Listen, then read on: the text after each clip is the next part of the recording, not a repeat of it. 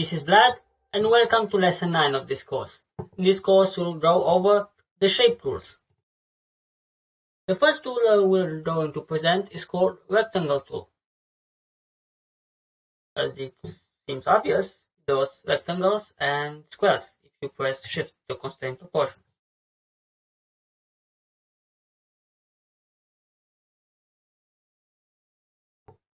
We can also enable advanced options by double-clicking.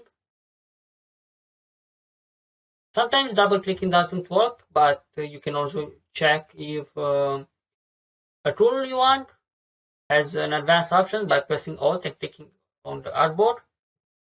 This is the safest way to check it out.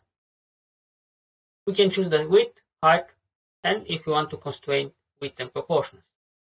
In order to illustrate this button better, I will press, let's say, 100 and 200, and I'll press the button. Now, if I change this to 200, the ratio will be preserved, which is 1 to 2. And there we go. We got our shape. The next one is called the rounded rectangle tool. Pretty similar. We can draw rounded rectangles. We can again double click, but doesn't work. So just Alt or Option and click on the artboard. And you can choose the width and height as the previous option. And you can choose the corner radius. Now, I wouldn't recommend using this tool, like ever, because it's a destructive workflow and you cannot change the rounded rectangle. I mean, this cannot change it later. There are better ways to do this. The next tool I will draw is called the ellipse tool. This can draw ellipses or circles. And if you Alt, you can see the cursor changes, and click, you can determine the width and height. The options are the same. This tool is pretty simple, so we'll move on. The next one is called the polygonal tool. We can draw polygons. Let's click again, and we can choose the number of sides. So let's say 12. So we got a polygon with 12 sides. Again, this is not very complicated, so we'll move to the star tool. We can draw stars. We can choose the number of points and the inner and outer radius. This is the outer radius, and this is the inner radius with the inner points. So if you choose 8, you can draw a star. Now, this option, this tool has a number of options you can use. Sorry for that.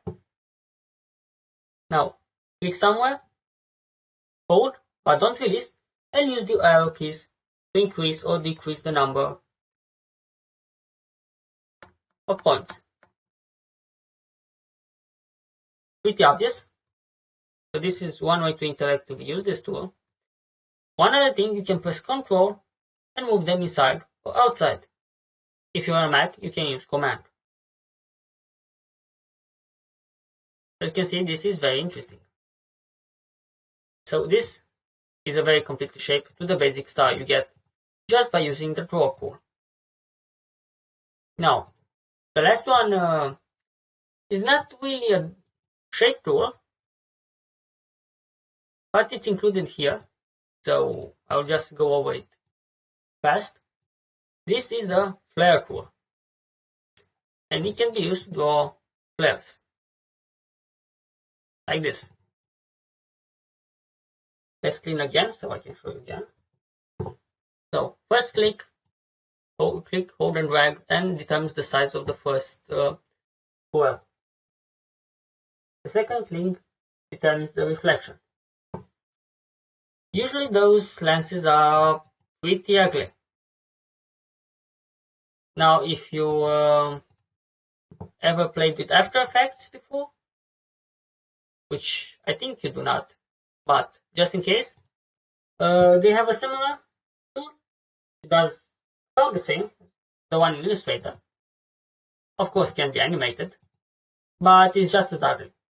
Now, if you want in After Effects some professional lens flares, which many people don't know about it, but you can use different programs, even if they are made for motion graphics, compositing like After Effects or Nuke, to export graphics in After Effects and improve your designs.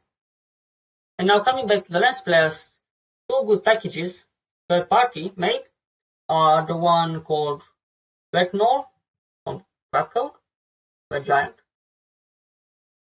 Sorry, just Red Giant because that's another company. But that's a good one. But personally, I like the one from Video Copilot.net more. They look more cool. And if you ever want to play with them, just go over their website and maybe buy them. But that's a different story. Let's come back to our Illustrator course. Let's double click, and this time it works fine. You can choose the diameter, you can choose the opacity and the brightness. You can choose how many rays, which are those lines, you want, what's the longest. The fuzziness determines the distance between them. Then you have the halo, which is those ones. Again, the fuzziness, how much blur it has, you can see here. Then you can choose the rings, like this, how many rings, the number you want, what is the largest, is in percent of the total size, the path, how distant it is, and the direction. Like this, see? Everything is interactive. So if you turn down the opacity, you can make it more dark or light, you can turn the brightness, you can decrease the number of rays, like this. Again, you can make them shorter or longer. Again, same for the halo, bigger or smaller, fuzziness,